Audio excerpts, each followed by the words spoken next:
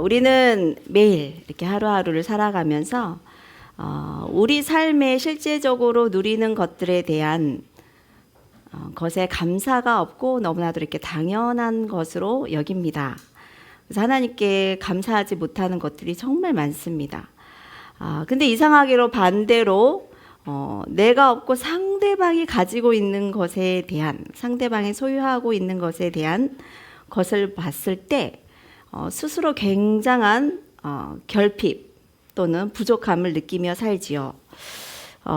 우리 아이들과 지금 다윗 왕에 드디어 이제 왕이 되었어요. 다윗에 대해서 배우고 있는데, 다윗이 왕이 되어서 잘못한 게 이제 우리 아이들한테 물어보세요. 다 알아요. 다윗이 잘못한 게 뭐야? 아내를 너무 많이 가졌어요. 그렇죠? 아내를 너무 많이 가졌고 또 너무 엄마가 많다 보니까 아들들, 그래서 이제 가정의 불화가 너무나도 뻔히 불보듯 보이는 듯 그렇게 보이죠.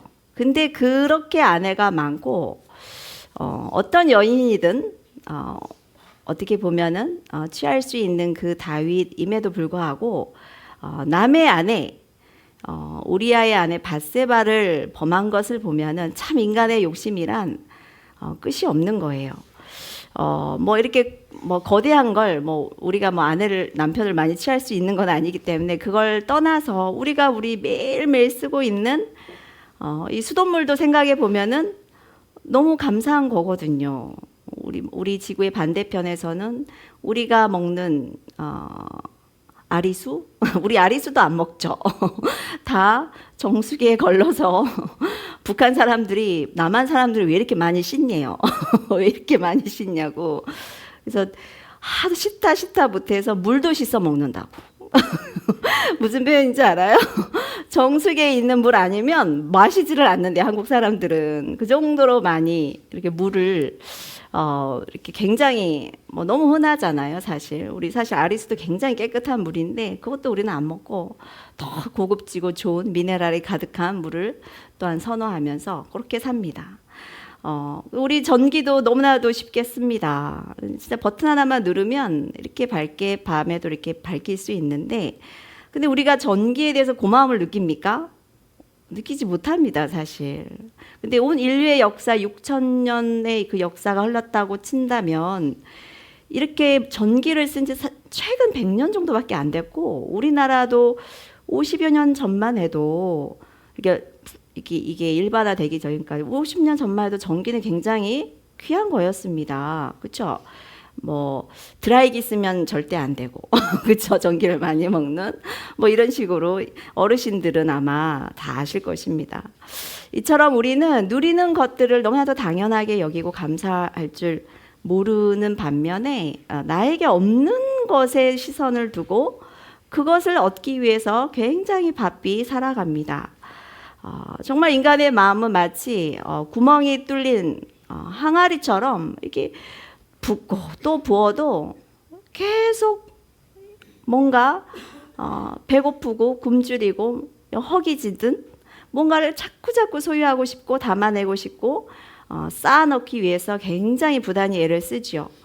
왜 인간은 이토록 끝도 없이 이렇게 허전함을 느끼고 나쁘게 말하면 사실 이게 탐심이거든요. 욕심이고 탐심인데 이렇게 풍족하게 우리가 삶을 누리면서도 그거에 대한 감사가 없고 스스로를 마치 내가 굉장히 뭔가 부족한 사람처럼 없는 사람처럼 결핍된 사람처럼 이렇게 느끼며 다른 무언가를 자꾸 찾으며 채우려고 하는 것인가? 이 공허함이 도대체 어디에서부터 출발한 것인가? 어떻게 보면 이 비뚤어진 탐심인데 어디에서부터 온 것인가? 저는 근본적으로 이러한 공허함이 인간이 하나님의 형상으로 만들어진 영적 존재이기 때문에, 영원한 존재, 무한한 존재이기 때문에 그렇다라고 생각을 합니다. 영혼이 없는 동물들은 자신의 식량 외에는 추가적으로 저장하는 것이 없습니다. 자신이 필요한 거, 먹을 수 있는 거, 그것만 딱 자기가 가집니다. 욕심이 없어요, 어떻게 보면.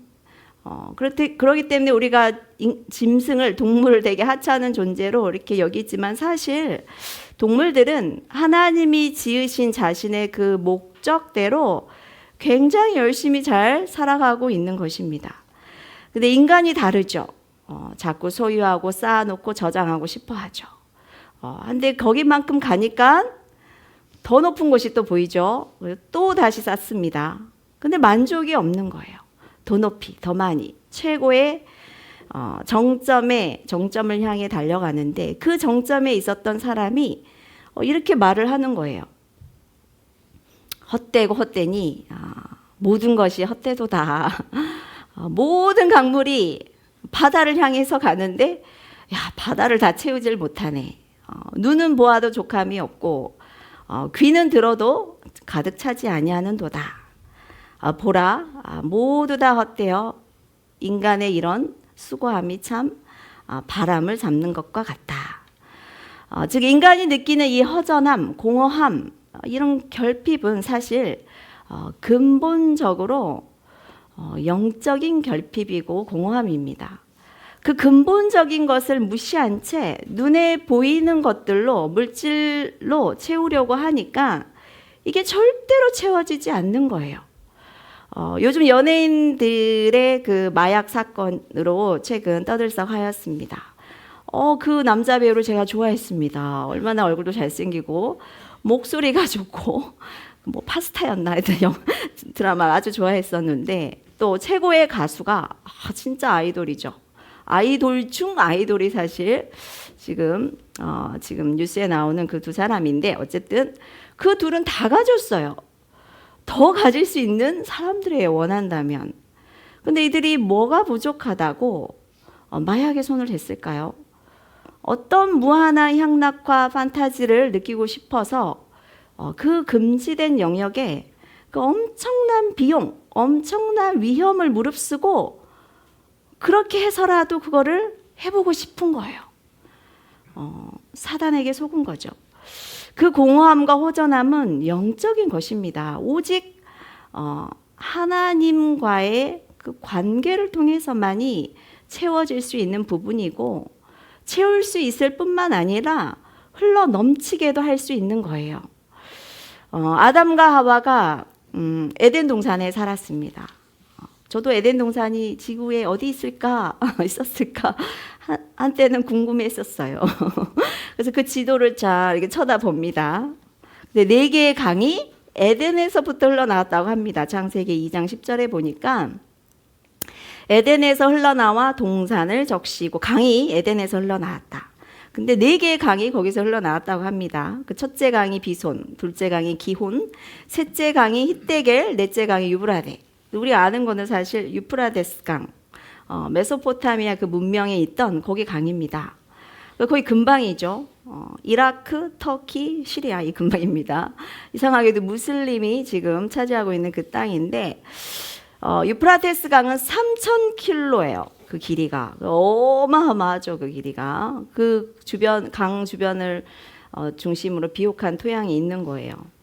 근데 세 번째 강이랐던 이 히데겔은 티그리스 강입니다. 티그리스 강, 유프라테스 티그리스 그 강인 거예요. 그것도 2,000km예요. 그러니까 양 강을 중심으로 해서 아담이 어딘가가 거기 에덴 동산이 있었던 거예요. 그러니까 물론 지구는 많이 처음 지어진 것보다 아주 많이 저주의 땅으로 변했죠. 죄로 인해서 아담의 직업이 농부였어요. 그래서 이 두 강 사이에 비옥한 땅에서 농사짓기는 아주 좋았을 것입니다.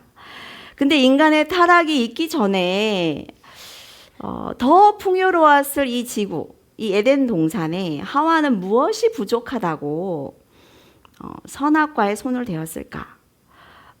그녀가 만약에 거기에 손을 대지 않았다면 온 인류는 얼마나 풍요로움 속에 행복함을 누리고 살아왔을까요?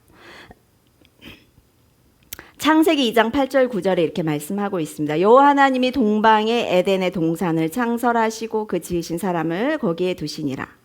여호와 하나님이 2장 9절 함께 읽어보도록 할까요? 창세기 2장 9절. 아유, 창세기까지 넘어가네요. 지금 너무나 죄송합니다. 창세기 2장 9절.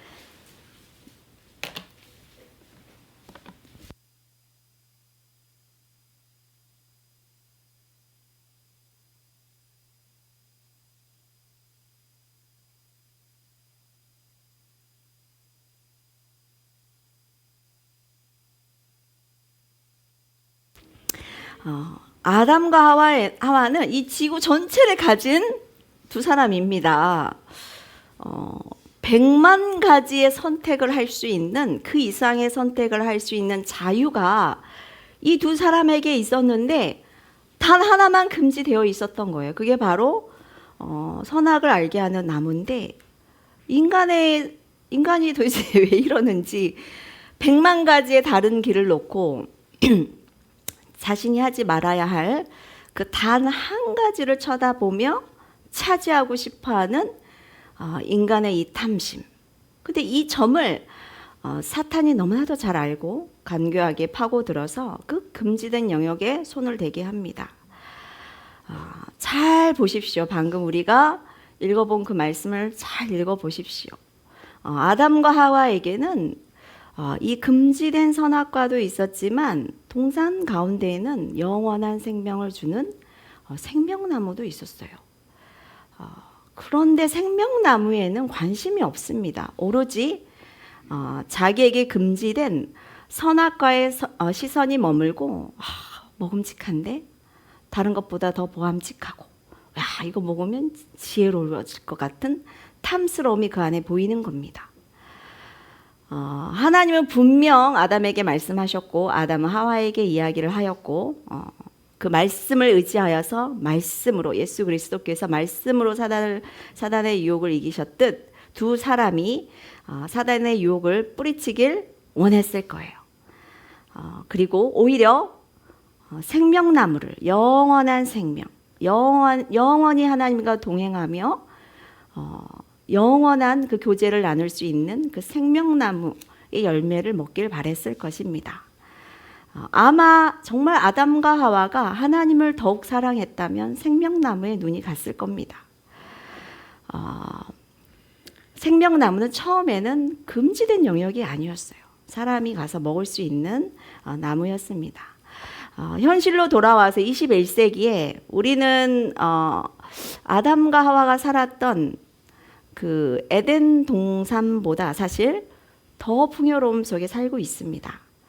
이 문명의 그 지식이 다 축적되어서 5,000년 동안, 6,000년 동안 축적이 되어서 에덴 동산도 상상할 수 없는 풍요로움이 사실 우리에게 있습니다.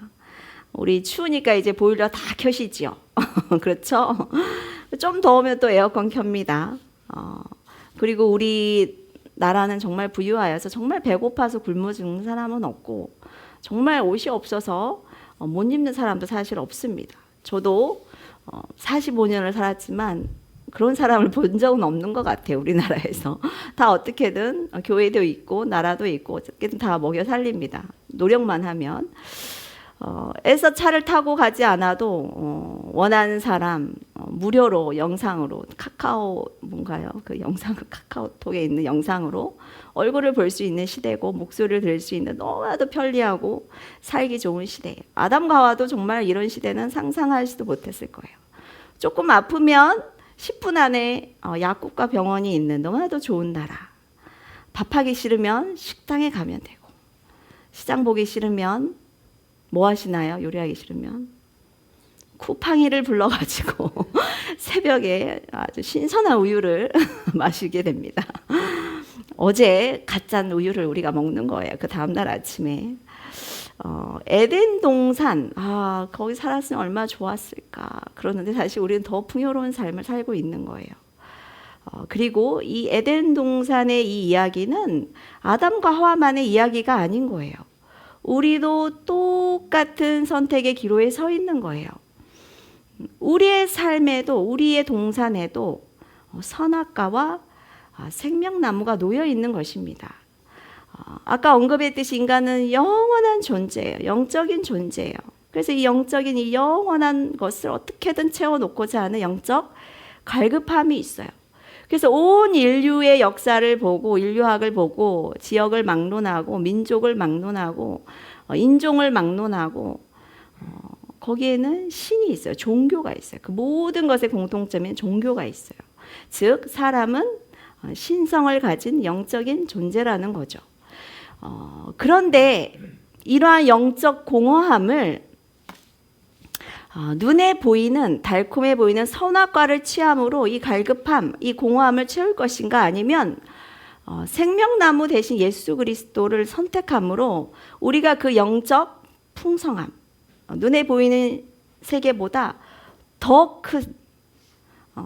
풍성한 것을 누릴 것인가, 이거에 대한 선택할 자유를 아담과 하와뿐만 아니라 우리에게도 주신 거예요.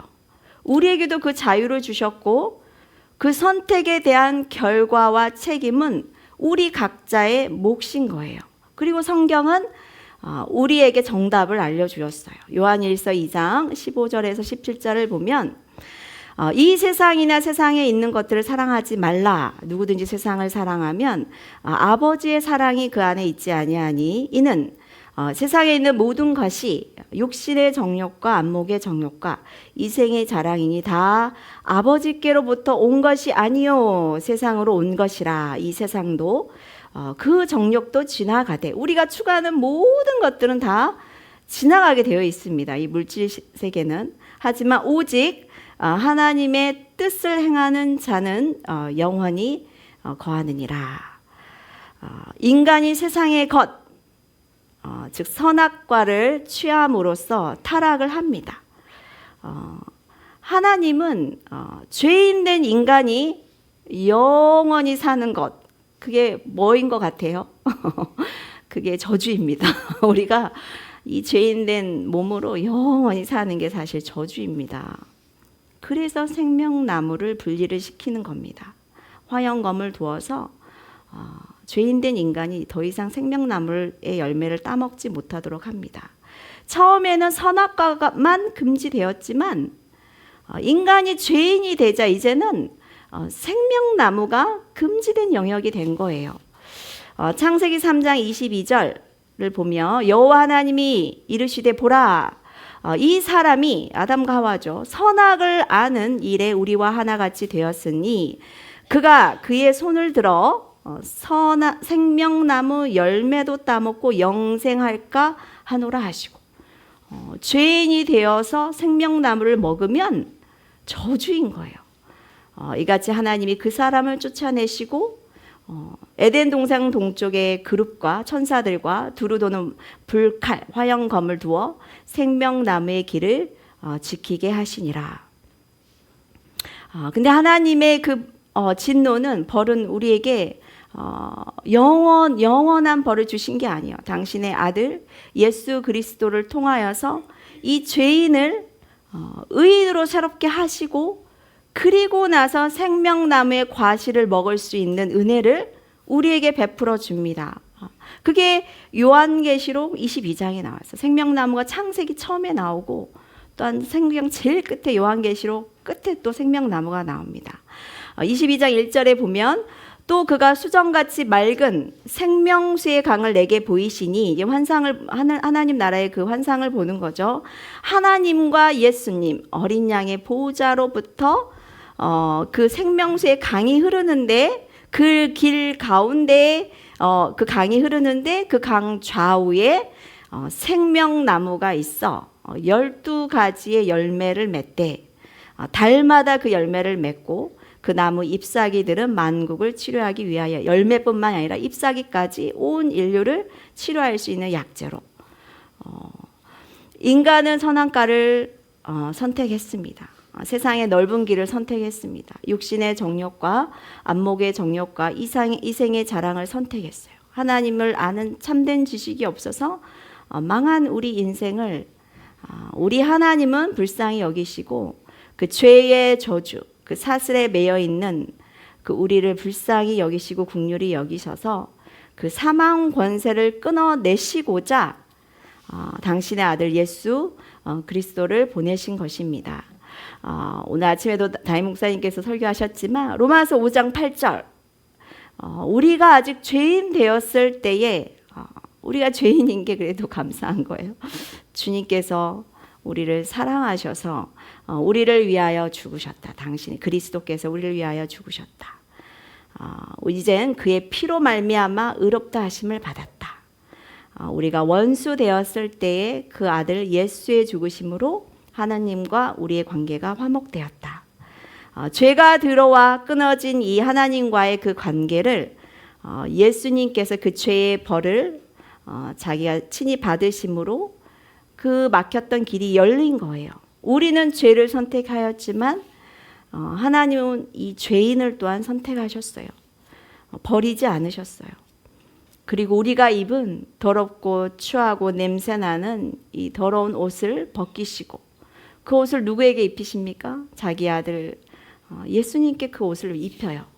그리고 예수님께서 입으신 그 거룩한 옷은 또한 우리에게 입으십니다. 그래서 우리를 영화롭게 하십니다. 에베소서 2장은 이렇게 말씀합니다. 전에는 우리도 다 그 가운데에서 우리 육체의 욕심을 따라 육체와 마음이 원하는 것을 하여 본질상 진노의 자녀였더니 긍휼이 풍성하신 하나님께서 우리를 사랑하신 그 사랑 때문에 허물로 죽은 우리를 예수와 함께 살리시고 일으키시고 함께 하늘에 앉히시니 예수 그리스도가 하신 죽음과 부활과 그 승천의 은혜를 우리도 다 갖게 하는 거예요. 우리도 죄인으로서 죽을 수밖에 없는 존재입니다. 하지만 거기서 다시 살리시고 일으키시고 주께서 하늘로 올라가셨듯 우리도 하나님 나라로 우리도 올리시는 거예요. 그러니 이것이 너희에게 난 것이 아니요 하나님의 선물이라. 이 모든 비밀을 우리는 알았어요. 그러니까 이 자리에 앉아 있는 거예요. 그러므로 우리는 이제 선택을 해야 합니다. 지금 여러분은 에덴 동산의 한 중앙에 서 계신 겁니다. 그 중앙에는 사망으로 인도하는 선악을 알게 하는 나무가 있고 세상의 안목의 정욕, 이생의 자랑들이 있습니다. 또한 생명, 영생으로 인도하는 생명나무가 있어요. 예수 그리스도로 인하여서 이제는 우리가 생명나무까지 가도 되는 거예요. 그 죄의 문제를 해결하였기 때문에. 막혔던 담이 허물어졌기 때문에 그 전에는 화영검으로 그룹들로 막아 놓았지만 이제 예수로 인하여서 다시금 생명나무에 갈 수 있는 길이 우리에게 열린 것입니다. 이제는 아담과 하와를 탓하면 안 돼요. 왜 그때 하와가 먹었냐? 아닙니다. 이제 우리도 선악과를 선택할 것인가? 생명나무를 선택할 것인가? 우리도 똑같이 우리의 몫인 거예요. 핑계거리를 찾을 수가 없습니다. 각자가 이 두 갈래의 길로 나누어진 길목에 서서 한 길을 선택해야 돼요.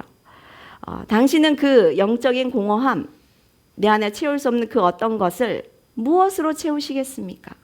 바람으로 잡는 것, 그런 거와 같은 세상의 것들로 채워 나아가실지 내 영을 깨끗하게 청소하여 하나님께서 거하시는 그런 성전으로 삼으실지 아담과 하와 때나 지금의 때나 같은 거예요.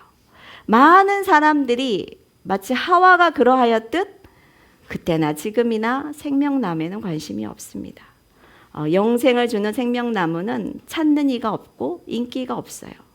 그러나 보암직, 먹음직, 탐스러워 보이는 그 멸망의 그 길은 아주 넓고 쉽고 화려하여 찾는 이가 많고 사람들이 붐비고 인기가 많습니다.